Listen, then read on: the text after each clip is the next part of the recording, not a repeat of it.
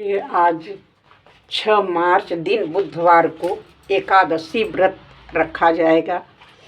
एकादशी व्रत के दिन कथा अवश्य सुनना चाहिए। कथा सुनने मात्र से व्रत का पूरा फल प्राप्त हो जाता है, तो इसलिए कथा अवश्य सुने।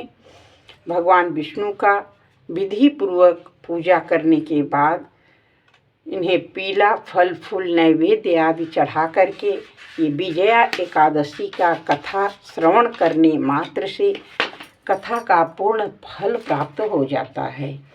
तो युधिष्ठिर ने पूछा कृष्ण से कि कृष्ण पक्ष फाल्गुन मास में कौन सी एकादशी आती है? तो ब्रह्मा जी ने कहा, नारद सुनो, मैं एक उत्तम कथा सुनाता हूँ जो पापों का अपहरण करने वाली है। यह व्रत बहुत प्राचीन, पवित्र और पापनाशक है। विजया नाम की एकादशी राजाओं को विजय प्रदान करती है, इसमें तनिक भी संदेह नहीं है। पूर्व काल की बात है, भगवान श्री रामचंद्र जी 14 वर्षों के लिए वन में गए थे। वहाँ पंचवटी में सीता लक्ष्मण के साथ रहने लगे। वहाँ रहते समय रावण ने चपलतावश विजयात्मा श्री राम की तपस्विनी पत्नी सीता को हर लिया। उस दुख से श्री राम व्याकुल हो उठे। उस समय सीता की खोज करते हुए वन में घूमने लगे। कुछ दूर जाने पर उन्हें जटायु मिले। उनकी आयु समाप्त हो चुकी थी। इसके बाद उन्होंने वन के भीतर कबंध नामक राक्षस का वध किया। फिर सुग्रीव के साथ उनकी मित्रता हुई। तत्पश्चात श्री राम के लिए वानरों की सेना एकत्रित हुई। हनुमान जी ने लंका के उद्यान में जाकर सीता जी का दर्शन किया और उन्हें श्री राम जी के चिन्ह स्वरूप मुद्रिका प्रदान की। यह उन्होंने महान पुरुषार्थ का काम किया था। वहां से लौटकर वे श्री रामचंद्र जी से मिले।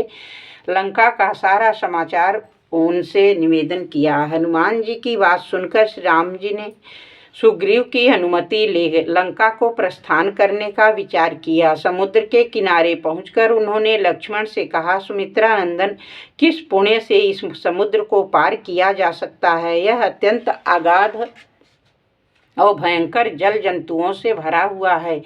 मुझे ऐसा कोई उपाय नहीं दिखाई देता जिसके इसको सुगमता से पार किया जा सके। लक्ष्मण बोले, महाराज, आप ही आदि देव पुराण पुरुष पुरुषोत्तम हैं, आपसे क्या छिपा है?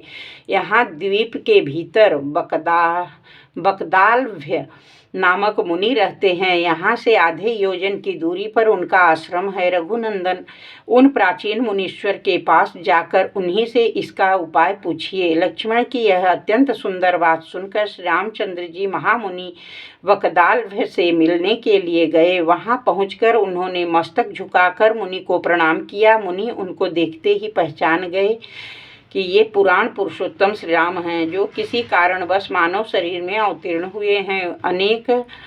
उनके आने का महर्षि को बड़ी प्रसन्नता हुई। उन्होंने पूछा, श्री राम, आपका कैसे आगमन हुआ?